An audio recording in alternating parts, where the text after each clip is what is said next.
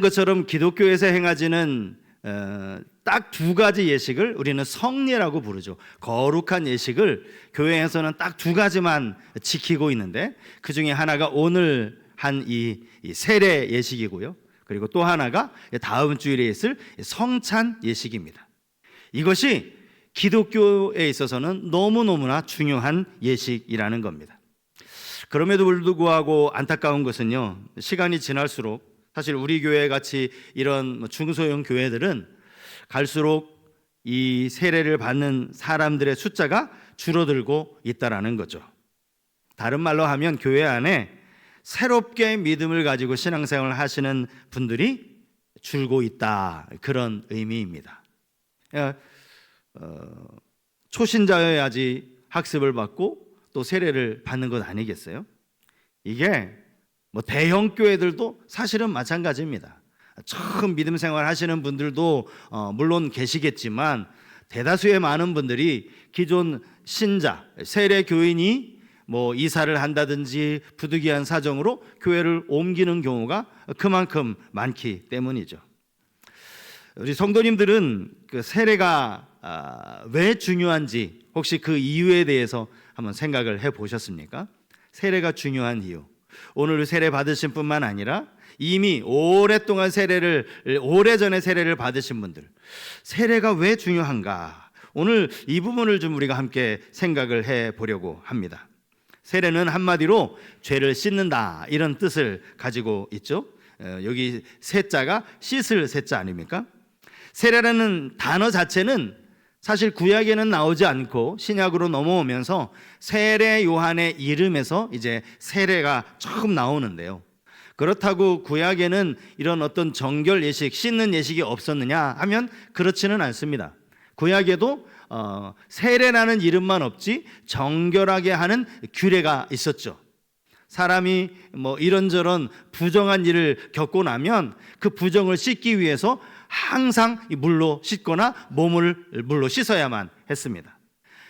그런가 하면 제사장이 하나님 앞에 제사하러 가기 위해서는 항상 그 앞에 있는 이 물두멍에서 물을 받아다가 손과 발을 씻어야만 하나님 앞에 제사할 수 있었죠. 세례는 단순히 우리 몸을 씻는 그런 정도가 아니라 영적으로 우리의 더러운 죄를 씻는 그러한 깊은 의미를 가집니다. 물론 여기서 우리의 죄를 씻는 건 물이 아니겠죠. 예수 그리스도의 피로 죄를 씻는 거겠죠. 세례를 받는다는 것은 지금까지 내가 지은 이 더러운 죄를 예수 그리스도의 피로 씻는다라는 그런 의미도 있지만, 우리 안에 이 죄로 인하여 죽은 이 옛사람, 죄의 속성을 가진 옛사람이 완전히 죽고 예수 그리스도를 통하여서 새롭게 되어진 새 사람으로 다시 태어난다, 이런 더 깊은 뜻을 가지고 있습니다. 그래서 침례교회에서는 이 사실을 조금 더 확실하게 인식하도록 세례식이 있는 날, 그들은 이제 침례식이라고 부르는데요, 이렇게 교회에서 침례를 하는 것이 아니라 따로 침례탕이라고 해서 사람을 아예 물속에 들어가서 푹 잠기도록 합니다. 세례를 줄 때 한 사람이 몸이 전체가 물에 다 잠겨요. 그리고 나서 얼마 있다가 그를 물 위로 끄집어댑니다. 완전히 죽고, 옛사람이 죽고 다시 새로 태어나도록. 혹시 우리 가운데 예전에 침례교회에서 신앙생활 하셨던 분들, 그래서 침례를 받으신 분들은 계실지 모르겠어요. 침례를 받으면요, 아마 그분은 자기가 침례받은 것을 평생 못 잊을 것 같아요. 살아오면서 이것만큼 특별한 경험이 없거든요. 그런데 교회에서 이것을 그냥 약식으로 하는 이 물로 세례를 주는 거는요, 내가 세례를 언제 받았나 안 받았나 사실 그렇게 기억이 잘 가물가물할 때도 있습니다. 사실 그런 부분이 좀 아쉽기는 하지만 우리는 어떤 그 형식이라기보다 그 의미를 중시하기 때문에 우리 장로교는 간소하게 물세례를 주고 있는데요, 오늘 우리가 읽은 이 본문은 예수님께서 인간의 몸으로 오셔서 이제 공생의 3년을 시작하기에 앞서서 가장 먼저 행하신 일이라고 할 수 있습니다. 주님이 마귀에게 시험을 받으셨죠. 그런데 그 전에 행하신 일이 세례 받으신 일입니다. 회개하라 천국이 가까이 왔느니라, 천국 복음을 전파하셨죠. 그 전에 행하신 일이 바로 세례 요한에게 세례 받으신 일이었습니다. 오늘 13절에 보면 예수님이 갈릴리에서부터 요단강으로 오셨다 그러는데요, 갈릴리 나사렛에서 요단강까지의 거리가 대략 얼마나 되는지 여러분 아십니까? 대략 100km가 넘습니다. 그러니 예수님이 세례 요한에게 세례 받으시려고 하루 만에 오시지는 못했을 거예요. 아마 며칠을 걸려서 세례 요한에게 세례 받으러 요단강까지 오신 거죠. 유명한 강해 설교가로 찰스 스윈들 목사님이 계세요. 아마 아시는 분들도 계실 텐데, 이 목사님이 이 마태복음을 강해하면서 오늘 이 본문의 내용을 좀 더 생생하게 적어 놓았길래 제가 그 글을 한번 적어 봤습니다. 한번 잘 들어보십시오. 오늘 이 장면입니다. 나는 세례 요한이 한참 설교를 하다가 고개를 들어 세례를 받으려고 줄에 서 계신 구세주 예수님을 보고 무슨 감정을 느꼈을지 가늠이 안 된다. 예수님은 갈릴리의 나사렛에서 내려오셔서 유대의 요단 골짜기를 지나 물속에서 당신의 차례를 기다리며 서 계셨다. 그러니까 예수님만이 아니라 얼마나 많은 사람들이 세례 받았어요. 예수님 줄 서서 기다리셨다라는 거예요. 요한은 자기 눈을 의심했다. 그는 자기가 설파한 메시아가 자기에게 세례를 받으려고 줄을 서 계시리라고는 미처 예상조차 하지 못했던 것 같다. 요한은 멀리서 걸어오는 한 청년의 모습을 보면서 그가 예수님이라는 사실을 한눈에 알 수 있었습니다. 그 주님이 저벅저벅 요단강 안으로 들어오시더니 요단 앞에 세례를 받겠다고 서셨을 때 아마 요한은 무척이나 난감했을 것 같아요. 그래서 요한이 이렇게 말하죠. 내가 당신에게 세례를 받아야 할 터인데 당신이 내게로 오십니까? 아니 예수님 어쩌시려고요? 제가 예수님께 세례 받아야지 어떻게 저에게 세례를 받자고 하십니까?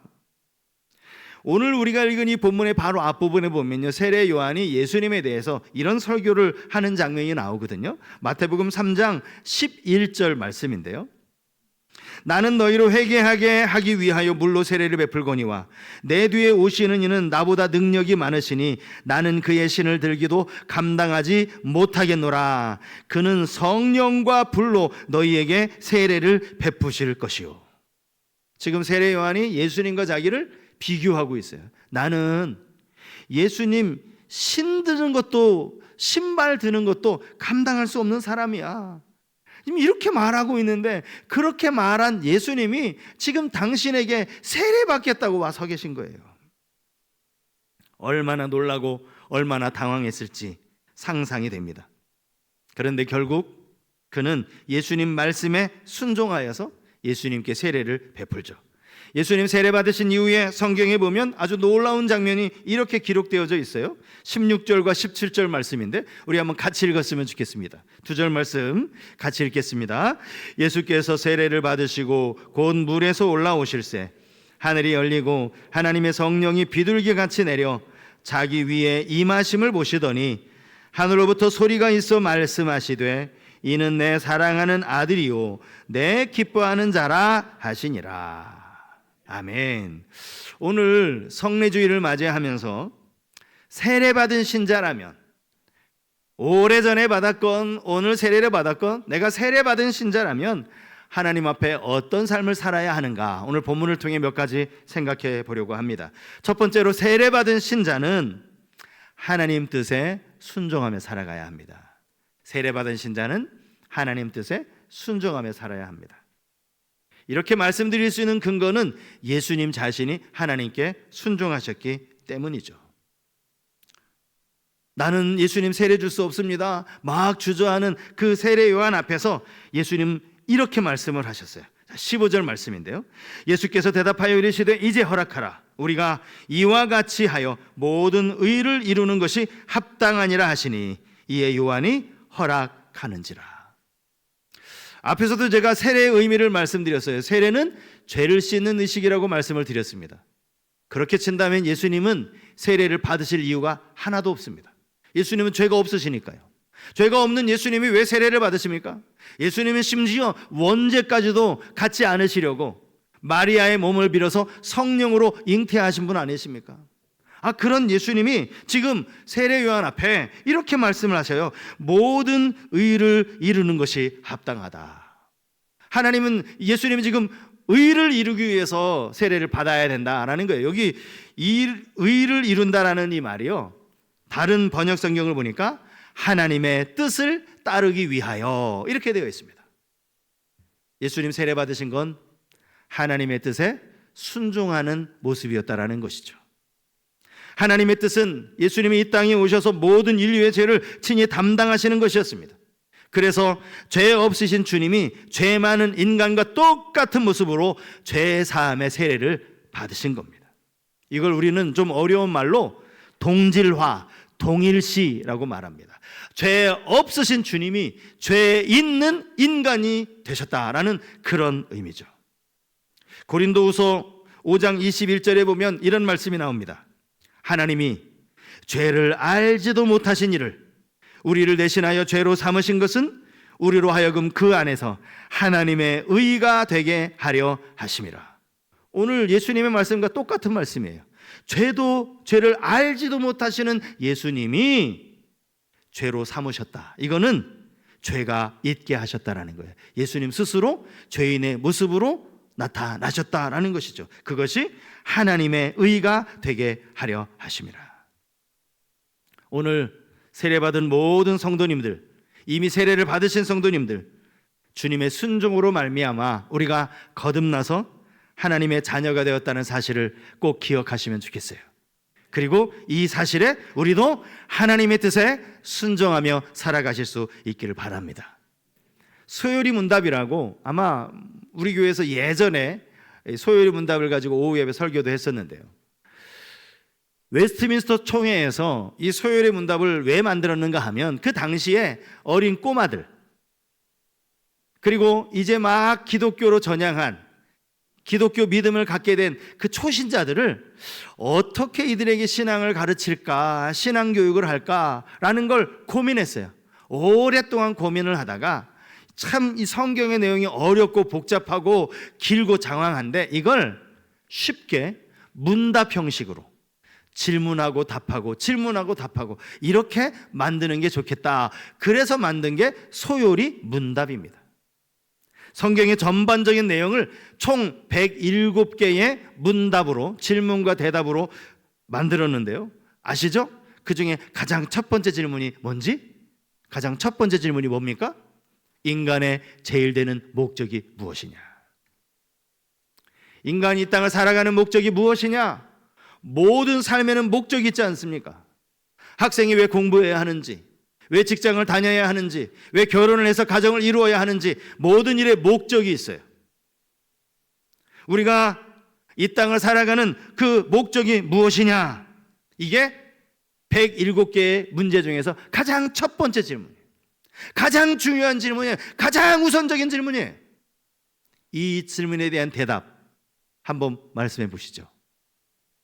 하나님을 영화롭게 하고 영원토록 그를 즐거워하는 것이다.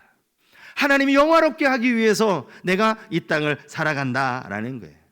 이 말이 사실 저 교회 밖에 있는 사람들, 하나님을 아예 인정하지 않는 사람들에게는 아무 의미 없는 그러한 말이겠지만, 오늘 살아계신 하나님 앞에서 삼위 하나님의 이름으로 세례를 받으신 분이나 이미 오래전에 이렇게 모든 성도 앞에 세례를 받으신 분들이라면 우리도 하나님의 영광을 위해 살아가야 한다는 사실이에요.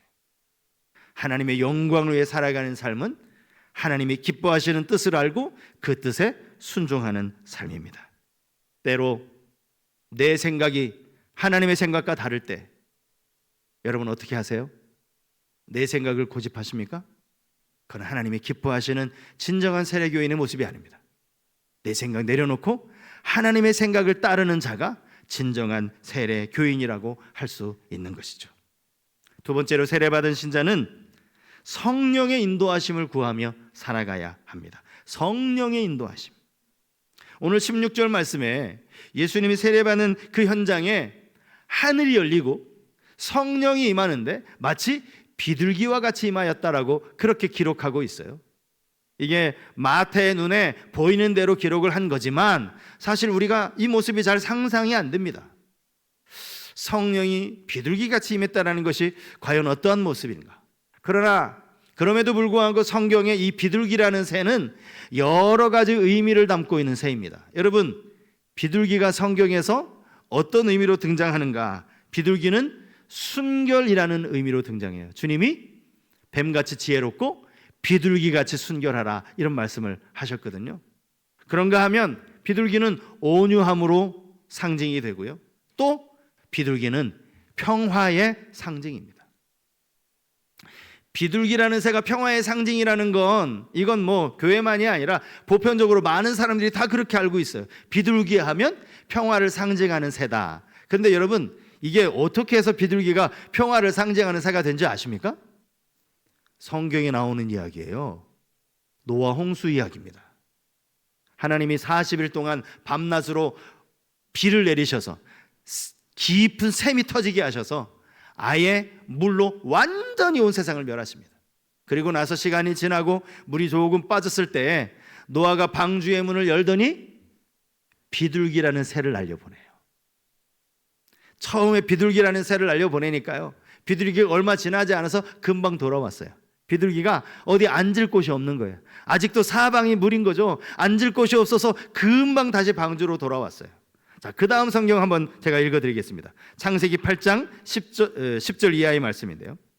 또 7일을 기다려 다시 비둘기를 방주에서 내놓음에 저녁 때에 비둘기가 그에게로 돌아왔는데 그 입에 감람나무 새 잎사귀가 있는지라. 이에 노아가 땅에 물이 줄어든 줄을 알았으며. 왜 평화의 상징 비둘기는 입에 감람나무 잎사귀가 있을까? 여러분, 평화의 상징이라고 알고 있는 비둘기의 그림을 보면 다 이렇게 생겼잖아요. 저게 평화의 상징 아닙니까? 저게 비둘기를 평화의 상징이라고 말하는 그림인데 입에 뭐가 있죠? 저게 감람나무 잎이에요. 비둘기를 통해서 이제 땅에 물이 거쳤다는 사실을 알았고, 이 비둘기를 통해서 이제 하나님의 심판이 끝나고 평화가 찾아왔음을 알게 되었다는 거예요. 그래서 평화의 상징이 된 겁니다. 찬송가 187장에 보면 여기 이런 가사가 있어요. 비둘기같이 온유한 은혜의 성령 오셔서. 아마 예수님 세례 받으시는 이 장면을 가지고 지은 가사가 아닌가 싶어요. 비둘기같이 온유하신 모습으로 성령이 임하셨다라는 것이죠. 그러면 여러분은 이 성령을 받으셨습니까? 여러분이 성령 받으셨어요? 네. 아멘입니다. 우리는 이 성령을 받았습니다. 사도행전 2장 38절에서 베드로가 이렇게 말씀하고 있어요. 베드로가 이르되 너희가 회개하여 각각 예수 그리스도의 이름으로 세례를 받고 죄 사함을 받으라. 그리하면 성령의 선물을 받으리니. 성령은요, 내가 원한다고 해서 성령이 오는 게 아니에요. 선물이라고 했어요. 예수를 믿고 예수의 이름으로 세례를 받으면 그때 성령이 우리 안에 선물로 임하시는 거예요. 뿐만 아니라 고린도전서 12장 3절에 보면 이렇게 말씀하고 있습니다. 그러므로 내가 너희에게 알리노니 하나님의 영으로 말하는 자는 누구든지 예수를 저주할 자라 하지 아니하고 또 성령으로 아니하고는 누구든지 예수를 주시라 할 수 없느니라. 여러분들 마음속에 예수님이 나의 구주이십니다라는 신앙 고백이 있습니까? 그러면 이미 성령께서 우리 안에 들어오신 거예요. 성령이 우리 안에 계신 겁니다. 성령이 계시지 않고는 그런 말 못해요. 예수님이 나의 구주라는 말 할 수 없습니다. 성령이 계신 것이죠. 성령님은 우리를 도우시는 보혜사이십니다. 지금도 우리를 위하여 끊임없이 말할 수 없는 탄식으로 간구하시는 분이 바로 성령 하나님이십니다. 그러므로 우리는 성령님의 위로를 통해서 우리가 슬픔을 이겨낼 수 있고 성령의 인도하심을 통하여 죄악 가운데 하나님의 보호를 받으며 살 수 있습니다. 그러므로 우리는 성령의 인도하심을 날마다 구하며 살아가야 합니다. 이미 우리 안에 계신 성령께서 우리의 삶을 인도하시도록 성령으로 충만하게 임하시도록, 이건 여러분 습관적으로 기도하시고 매일같이 기도하시고 순간순간 기도하셔야 돼요. 성령님, 내 안에 충만하게 임하셔서 나의 삶에 하나님의 선하신 뜻이 이루어지도록 인도하여 달라고. 세례받은 신자는 성령의 인도하심을 따라야 하죠. 마지막 세 번째는, 세례받은 신자는 하나님의 자녀로서 자녀답게 살아야 합니다. 예수님이 세례받으실 때 하늘에서 들려온 아버지 하나님의 음성이 있었어요. 그 음성은 모든 사람이 들을 수 있도록 하늘에서 들려오는 음성이었습니다. 이는 내 사랑하는 아들이요 내 기뻐하는 자라. 예수님을 가리켜서 내 사랑하는 아들이라고 그렇게 말씀하신 것이죠. 그러면 여러분, 어리석은 질문 하나 할까요? 예수님은 이때 딱 세례 받으시면서부터 하나님의 아들이 되신 겁니까? 아니죠. 지금 하늘에서 이는 내 사랑하는 아들이다 라고 해서 그 이후로 하나님이 예수님을 당신의 아들 삼으신 건 아닙니다. 예수님은 이미 이 땅에 태어나실 때부터, 성육신 하실 때부터 하나님의 아들이셨어요. 심지어 공생애를 시작하기 전 예수님이 12살 때 행적을 누가가 기록을 하고 있어요. 여러분 다 알고 계실 거예요. 12살 때 그 부모와 함께 유월절 절기를 지키려고 예루살렘에 올라갔다가 절기를 마치고 이제 집으로 돌아가는데 하룻밤이 지났는데 예수가 안 보이는 거예요. 12살이니까 이 당시 소년 예수였죠. 소년 예수. 예수가 안 보이는 거예요. 예수 어디 갔냐, 예수. 결국 다시 예루살렘에 올라가서 보니까 성전에 있는 거예요. 부모가 충고하면서 따끔하게 혼내면서 얘기했겠죠. 내가 너를 얼마나 찾았는지 아느냐고. 그때 주님이 이런 말씀하세요. 누가복음 2장 49절. 예수께서 이르시되 어찌하여 나를 찾으셨나이까? 내가 내 아버지 집에 있어야 될 줄을 알지 못하셨나이까? 예수님은 12살에도 당신이 하나님의 아들이라는 걸 알고 계셨다고요. 공생이 시작하기 전에도. 그러면 아무 의미 없는 말씀 아닙니까? 예수님이 이미 알고 계신데 내가 뭐 하나님의 아들이지 그럼 내가 뭐 다른 사람인가? 알고 계시는데 왜 굳이 하나님께서 하늘에서 이는 내 사랑하는 아들이다 라는 걸 말씀을 하셨느냐고요.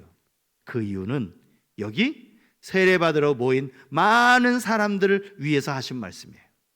그 말씀은 오늘 세례받은 성도님들, 세례 이미 오래전에 세례받은 우리 모든 세례받은 신자에게 하시는 말씀이라는 거예요.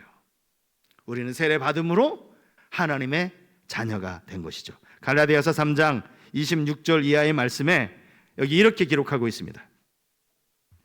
너희가 다 믿음으로 말미암아 그리스도 예수 안에서 하나님의 아들이 되었으니 누구든지 그리스도와 합하여 세례를 받은 자는 그리스도로 옷 입었느니라. 여기 세례받은 자, 예수를 믿음으로 세례받은 자는 그리스도 안에서 하나님의 아들이 되었다. 분명히 말하고 있습니다. 세례를 받음으로 그 믿음을 통해 하나님의 아들이 된 것이죠. 로마서 8장 15절과 16절 말씀, 우리 이 구절도 같이 한번 읽었으면 좋겠어요. 자, 같이 한번 읽겠습니다. 너희는 다시 무서워하는 종의 영을 받지 아니하고 양자의 영을 받았으므로 우리가 아빠 아버지라고 부르짖느니라. 성령이 친히 우리의 영과 더불어 우리가 하나님의 자녀인 것을 증언하시나니. 우리가 하나님의 자녀라는 걸 성령이 증언하신다는 거예요. 우리 안에 계신 성령님이 너 하나님의 아들이야, 하나님의 딸이야, 하나님의 자녀야 증언하신다라는 거예요. 그러므로 여러분, 우리는 세례받은 신자로서 자녀답게 살아가야 하는 게 마땅한 삶이죠. 하나님을 아빠 아버지라고 부를 수 있는, 하나님을 아버지라 부르는 것도 감격인데 아빠 아버지, 이건 어린 꼬마가 친근하게 아빠를 부르는 호칭 아닙니까? 그렇게 우리가 하나님을 아빠라고 부를 수 있다는 게 여러분 얼마나 감사해요. 네가 어디서 감히 나를 아버지라 불러? 하나님 그렇게 하지 않으세요.